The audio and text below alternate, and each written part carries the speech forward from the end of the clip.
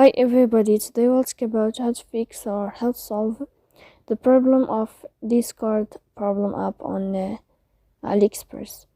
To know how to fix or how to solve Discord on AliExpress app, you should just go to settings.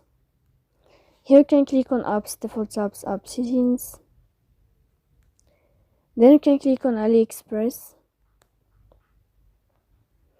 Then you can click on first stop and you can click OK.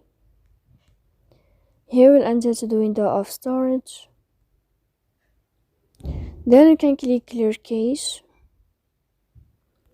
Don't click clear data because that can cause you errors in your app. In the end, you can turn on your airplane mode and you can turn off your airplane mode again. So please don't forget to support us by like and subscribe. See you next time in another video.